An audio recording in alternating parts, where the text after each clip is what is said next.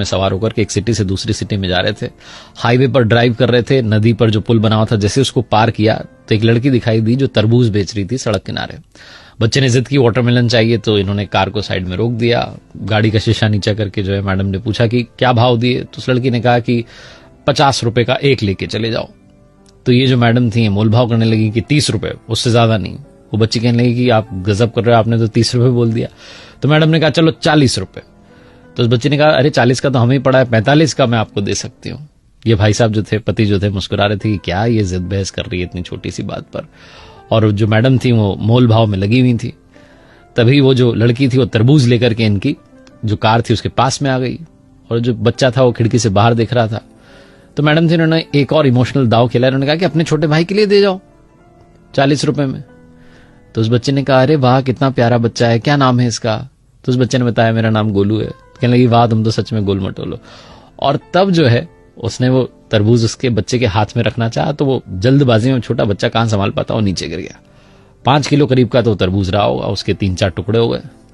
बच्चा रोने लगा कि मेरा तरबूज गिर गया। तो बच्चे ने कहने लगे अरे मेरे भैया नाराज क्यों होता है, मैं दूसरा लेके आती हूँ। फटाफट से दूसरा लेकर के आ गई। अब ये मैडम ताव में इनको लगा कि 2-2 के पैसे लेगी। कहने लगी हम उस टूटे वाले के पैसे नहीं देंगे और इसके भी 40 रुपए ही देंगे, कितने का है ये।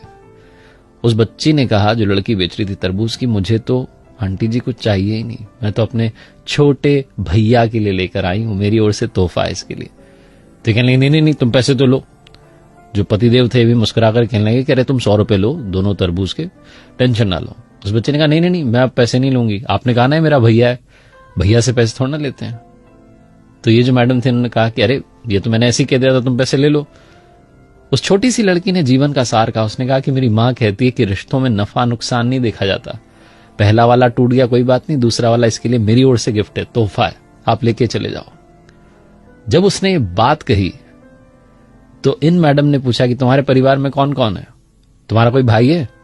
उस लड़की ने कहा मेरा भाई तो, और ये कहकर के रोने लगी कि कुछ समय पहले ही उसकी जो है डेथ हो गई, बीमार हो गया था, हम हॉस्पिटल ले जाते तब तक उसने दम तोड़ दिया, 2 साल का था वो।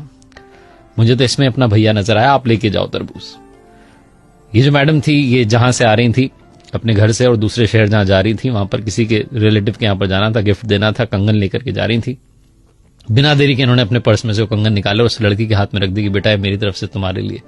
वो लड़की कहने लगी कि अरे तरबूज के बदले ये। तो इन्होंने कहा हाँ बेटा, रिश्तों में नफा नुकसान नहीं देखते, तुमने इसको अपना भैया माना, मैं तुम्हारी मां हुई, मेरी ओर से तुम्हारे लिए, अपना ख्याल रखना और सबका ख्याल रखना। ऐसा बोलकर के इन्होंने गाड़ी आगे बढ़ा ली।